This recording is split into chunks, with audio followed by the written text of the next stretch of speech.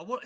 It's funny that we're not even really talking about the match. Let's talk about what happened after the match. SB3, give us the rundown of the post media scrum, and then we'll talk about what happened in the backstage area, allegedly.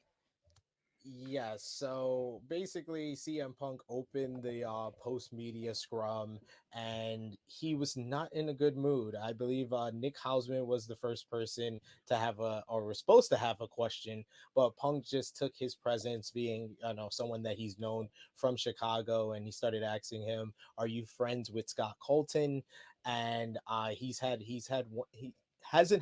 hasn't want anything to do with Scott Colton for nearly a decade, for possibly even longer than that. He brought up their yeah. Before you go any further, break it down for people who Scott Colton is. Not everyone will be aware. Scott Colton is the real name of Colt Cabana. So Colt Cabana, the CM Punk, the whole issues that started off with Hangman Adam Page during the promo 3 weeks ago, it stems from Hangman Adam Page in Punk's mind going into business for himself, mentioning the relationship between him and Colt Cabana being the reason why Cabana is no longer part of the Dark Order and AEW and is now exclusively with Ring of Honor. So Punk decided that he wanted to address all of this. He said that brought up the whole lawsuit that they had to one another, and basically he says if there's the two people that's made the most money off the name CM Punk is Vince McMahon and Scott Colton, Colt Cabana. So he basically says that it was the EVPs who couldn't hit a target that handled this whole situation improperly, and were feeding it to wrestling journalists who came out with the whole story that CM Punk is the reason why this happened to Colt Cabana. He dragged out all his business with Scott Colton, with paying him with the countersuit, with suing his mother because he shares a bank account with his mother, Marsha. Little old Marsha. I legitimately thought I was listening to an ether rap. I thought I was listening to this is that's Dead Alive from like Eminem or something. So like it was weird how this was like escalated as more went on, and then he brought up more about the EVPs, saying that we're running a business here and they're still acting like they're from Reseda. He brought up Hangman Adam Page not wanting to take advice from anybody, being an empty-headed idiot, and then just completely dragged Scott Colton, Colt Cabana in the mud. And then after the fact, I guess Alex will go into what we found out at Fightful Select, because there were security guards running out of the media scrum and trying to handle a situation that transpired out of what CM Punk had to say about the EVPs and the Elite. So you can go ahead with the Fightful report, Alex. All right. Sorry, my child has prevented me from setting these things up. But I do have the I do have the Fightful Select reports on it now. Just to read from the email, obviously you just went over what was going on in the post show scrum. He was run down the history of Cabana, etc., etc. After the scrum, talent informed Fightful that Kenny Omega and Young Bucks were extremely pissed off, is the quote, and one claimed that they were threatening to walk over his comments. Fightful Select has heard that at least one of the Young Bucks had been in contact with talent outside of AEW, indicating that many of the rumors heard about Punk and the frustration around him were true. We're told the Elite were scheduled for the scrum, but an adjustment was made, naturally, after Punk's comments. Around then, security went from the scrum area in a hurry. There are videos of that on Twitter if you guys haven't seen. One guy making a dash backstage. And we've learned that if that was related to the situation, sorry, we haven't learned if that's related to the situation, but all of this information filtered in at the same time. Obviously, as far as I'm aware, Fightful were in the room. So I guess they were just picking up things as they went. Furthermore, on that note, they're saying, is it at work? Isn't it? Blah, blah, blah. Other people, other outlets, correct me if I'm wrong here, you can tell me who said this, SB3, but then they're saying that there was an altercation that followed between Punk and the Young Bucks primarily. There are very different versions of events that I've seen online. I'm going to be completely transparent. I haven't even watched all of the scrum yet. I've only watched the first hour of All Out. You may have seen on Twitter I've had some bad family news, so I haven't been in the wrestling world as much as I would like. But I have seen some of these things flying around. So if anybody want to fill in the gaps about what happens next, feel free. But the reports are that Punk and the Bucks got into it essentially. Yeah, so the security guard ran through the media scrum after Swerve and Argoli sat down for the media scrum. This was immediately after CM Punk had talked, and then word started going around like the media scrum, and people started kind of doing like a telephone of someone got word that someone got word that someone got word, and basically what they heard was that CM Punk and the Young Bucks had an altercation, and apparently CM Punk swung on the Young Bucks is the story that came out that what happened backstage. I don't know if anybody else had like reports about it, but that's what I heard from a couple of different people, and I was actually staying pretty close to where the talent was at. It was very weird in that area over there as well. So yeah, it was very awkward after that whole conversation with CM Punk and airing that whole situation out, and then to hear about like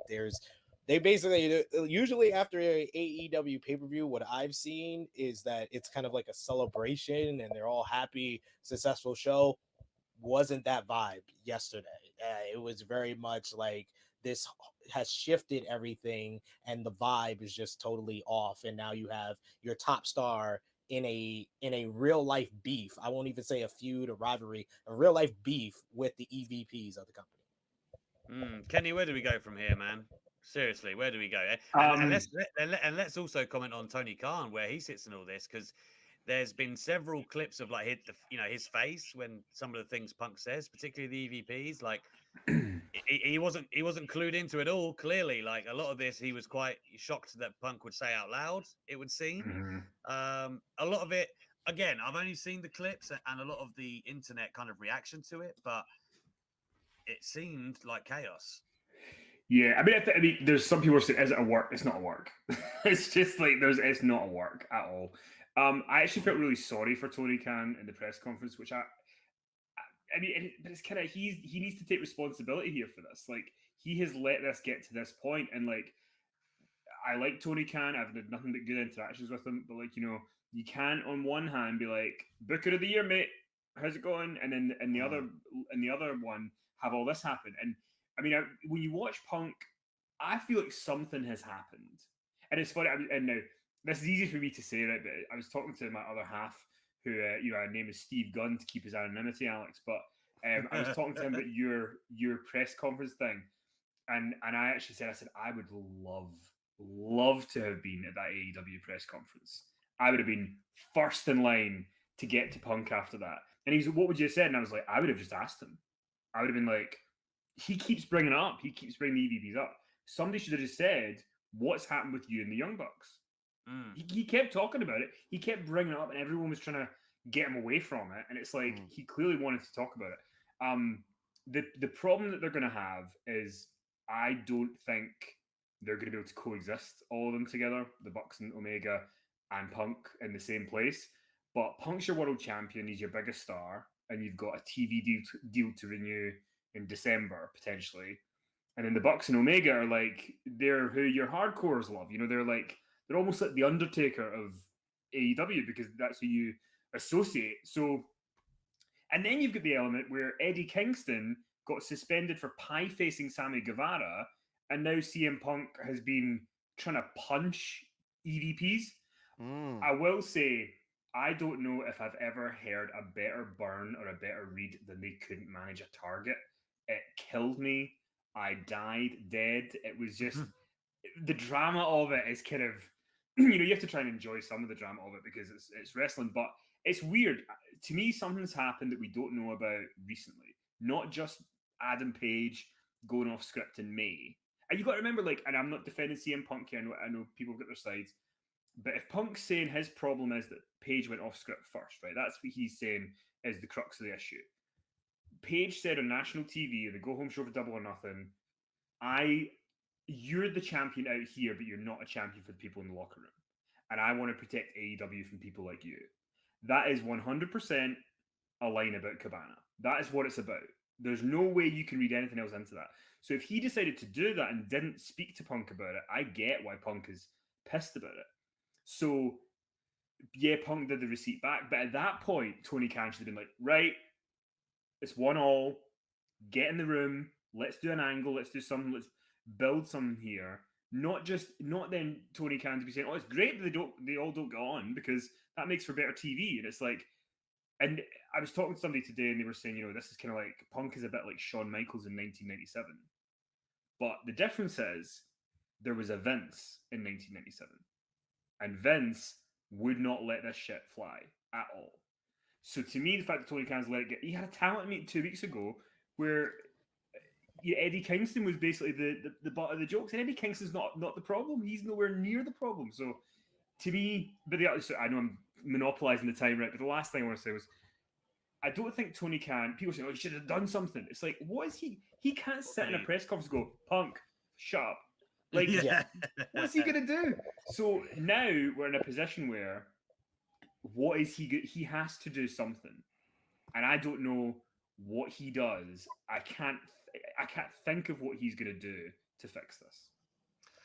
I mean, we made this point last week, right?